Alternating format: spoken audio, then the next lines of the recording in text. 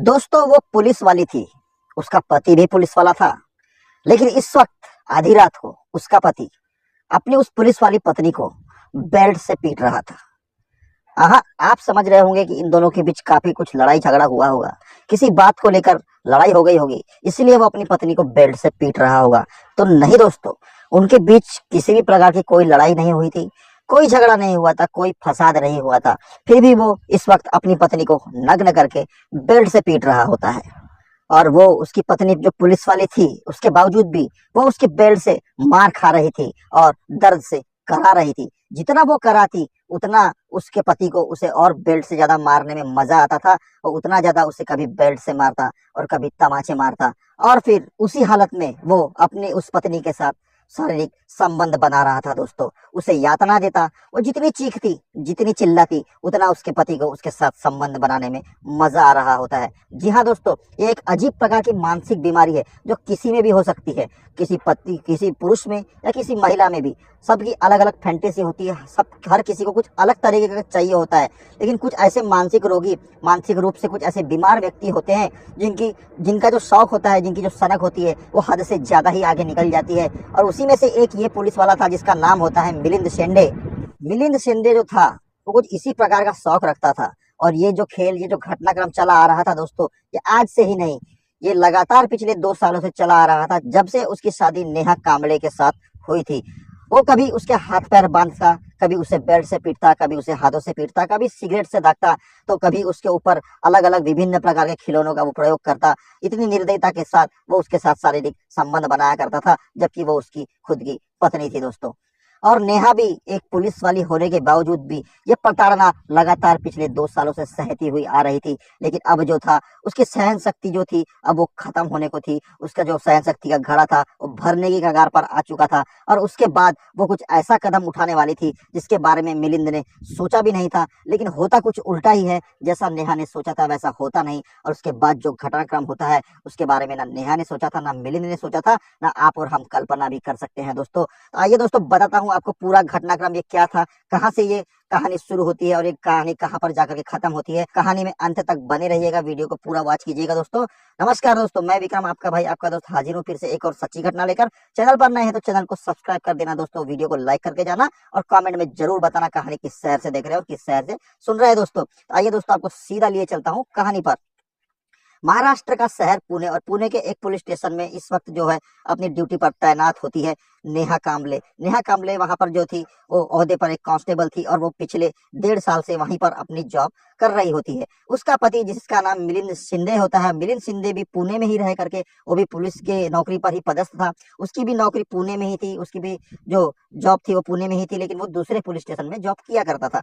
नेहा अपने टेबल पर काफी उदास बैठी हुई होती है, तभी उसकी जो सहयोगी होती है, जो कि दूसरी लेडीज कांस्टेबल होती है, जिसका नाम होता है पूजा। पूजा नेहा के पास आकर के पहुंचती है और उससे पूछती है कि क्या परेशानी है, तो क्यों परेशान है, क्या मिलिंद ने फिर से कुछ किया। इसका मतलब ये था कि पूजा जो थी वो मिलिंद को भी जानती थी और मिलिंद के सारे कारनामे भी वो अच्छी तरीके से जानती थी। नेहा उससे कहती है कि हाँ देखो, कोर्ट में हमारा केस डाला हुआ है डिवोर्स का, लेकिन अभी तक डिवोर्स हुआ नहीं है। और मिलिंद जो है वो हर रोज मेरे पास आ जाता है और मेरे साथ उसी तरीके से बर्बरता के साथ वो शारीरिक संबंध बनाता है, और वो कहता है कि जब तक हमारा डाइवोर्स नहीं हो जाता तब तक तू मेरी पत्नी है और मैं तेरा पति हूँ, और मेरा तुझ पर पूरा अधिकार है। तब तक मैं तेरे साथ जो चाहूँ, जैसे चाहूँ वैसे कर सकता हूँ। और उसके बाद नेहा की आंखों से आंसू बहने लगते हैं दोस्तों। नेहा रोते रोते पूजा से कहती है कि मैं बहुत कोशिश कर रही हूँ कि मेरा ट्रांसफर यहाँ से नागपुर हो जाए। नागपुर उसका मायका होता है दोस्तों, वो चाहती थी कि वो नागपुर अपनी माँ के पास चली जाए और वहीं पर उसकी ट्रांसफर हो जाए, तो अपनी जो ड्यूटी है वो वहां पर कर सके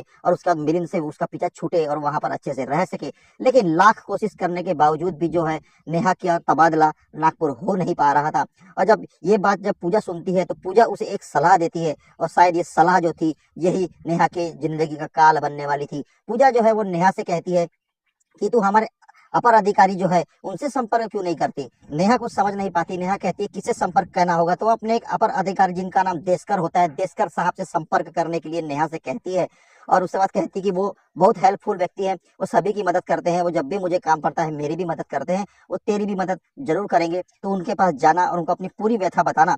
उसके बाद नेहा जो होती है वो पूजा की बात को मान लेती है। उसके बाद वो अपॉइंटमेंट लेकर के देशकर साहब के ऑफिस में जा पहुंचती है और उनके केबिन में जाने के बाद वो उन्हें अपनी सारी परेशानी, सारी व्यथा जो है वो पूरी अच्छी तरीके से सुना देती है। इसके बाद देशकर साहब जो होते हैं कहते हैं, देखो अभी तो मैं ऑफिस में हूँ, अभी मैं बिजी हूँ, तुम एक काम करो, तुम शाम को बंगले पर आना और वहां पर मुझे पूरी बात विस्तार से बताना, मैं देखता हूँ तुम्हारे लिए क्या कर सकता हूँ। शाम को रात 7:30 से 8 के बीच जो है नेहा जाकर के पहुंचती है देशकर साहब के बंगले पर। जब अंदर नौकर जाकर के बताता है कि कोई महिला कांस्टेबल जो अपना नाम नेहा बता रही है, आपसे मिलने आई है, कह रही है कि आप ही ने बुलवाया था। इस पर देशकर साहब जो होते हैं कहते हैं, हाँ हाँ अंदर भेज दो। देशकर साहब इस वक्त अपने बेडरूम में वहां पर लगे टेबल और मेज पर बैठे हुए थे और शराब का जाम छलका रहे थे। जब नेहा अंदर आकर के पहुंचती है तो नेहा को ऊपर से नीचे तक निहारते हैं और नेहा को बैठने के लिए कहते हैं। नेहा उनके सामने पड़ी एक चेयर पर बैठ जाती है। उसके बाद कहते हैं, हाँ नेहा तो बताओ क्या बात है। उसके बाद नेहा जो होती है अपनी पूरी कहानी जो कि उसने दिन में भी सुनाई थी, लेकिन देशकर साहब को वापस से शुरू से लेकर अंत तक पूरी सुनाती है कि किस प्रकार से उसकी शादी हुई थी और 2 साल से उसका पति कैसे उसके साथ उसे परेशान कर रहा है और उसके साथ वो क्या क्या हरकतें करता है और डिवोर्स भी नहीं हो पा रहा है और वो ट्रांसफर चाहती है अपने माँ के वहां नागपुर में, मायके में ट्रांसफर भी नहीं हो पा रही है। उसी सिलसिले में वो उनसे मदद मांग रही है। अब देशकर साहब जो होते हैं वो कहते हैं, ठीक है क्या क्या कर सकता हूँ मैं तुम्हारे लिए, देखता हूँ। तुम एक काम करो, तुम 2 दिन बाद वापस मुझे यहीं पर आकर के शाम को मिलना। अब नेहा बेचारी जाती है और 2 दिन के बाद वापस आकर के वो देशकर साहब से जब उस रात को मिलने आती है तो उस रात जो है देशकर साहब जो है अपने बंगले पर अकेले होते हैं। उनकी जो पत्नी होती है वो उस वक्त वहां पर मौजूद नहीं होती और उस रात को वो देशकर साहब जो होते हैं वो शराब पी रहे होते हैं। और जब नेहा आकर के पहुंचती है तो नेहा को भी जो है जाम बना करके देते हैं। नेहा मना करती है लेकिन वो जबरदस्ती नेहा को फोर्स करते हैं, शराब पीने के लिए मजबूर करते हैं। और जब नेहा शराब पीती है तो एक के बाद एक उसे पिलाए जाते हैं। अब नेहा भी हल्के हल्के नशे में आने लगती है और उसके बाद वो जो है खड़े होते हैं, नेहा के पास जाते हैं और नेहा को यहाँ वहां पर छूने लगते हैं और नेहा से कहने लगते हैं कि मैं बस चेक कर रहा हूँ कि तुम्हारा जो हस्बैंड है क्या क्या करता है तुम्हारे साथ, क्या वो तुम्हें यहाँ हाथ लगाता है, क्या वो तुम्हें यहाँ हाथ लगाता है, क्या वो तुम्हें यहाँ पर मारता है, क्या वो तुम्हें यहाँ पर छूता है, क्या यहाँ पर दबाता है, यहाँ पर सहलाता है। इस प्रकार की वो घिनौनी बातें नेहा के साथ करने लगते हैं और नेहा को यहाँ वहां पर छू करके उसके शरीर को अच्छे तरीके से वो टटोलने लगते हैं। दोस्तों, नेहा को समझ में आ रहा था कि देशकर साहब जो है वो क्या करने की कोशिश कर रहे हैं, उसे ये जरा भी पसंद नहीं आता और वो वहां से जाने की कोशिश करने लगती है निकल कर।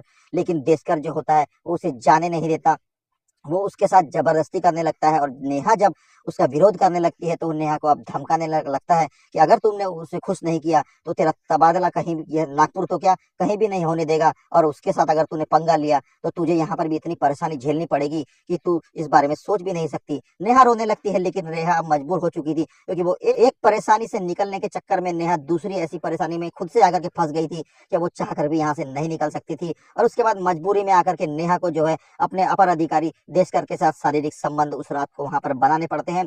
और ये सिलसिला जो एक बार शुरू होता है तो अब देशकर जो है आए दिन नेहा को अपने बंगले पर बुलाया करता था और उसके साथ शारीरिक संबंध वो बनाया करता था। दोस्तों, और उसकी पत्नी जो होती थी देशकर की उसी बंगले में रहा करती थी और उसने भी अब नेहा को वहां पर आते हुए देख लिया था और उसने देशकर को नेहा के साथ शारीरिक संबंध बनाते हुए भी देख लिया था। लेकिन पता नहीं उसको ऐसी क्या दबती थी, उसके पति के साथ ऐसे कैसे संबंध थे, वो चाह कर भी कुछ नहीं बोल पाती थी, ना ही उस चीज का विरोध कर पाती थी। जब भी वो आती तो देशकर झटके से हट करके अलग तो हो जाया करता था, लेकिन उसे अपनी पत्नी का जरा भी डर नहीं था। वो आए दिन नेहा को अपने बंगले पर बुलाता और नेहा के साथ विभिन्न प्रकार से शारीरिक संबंध वो बनाया करता था।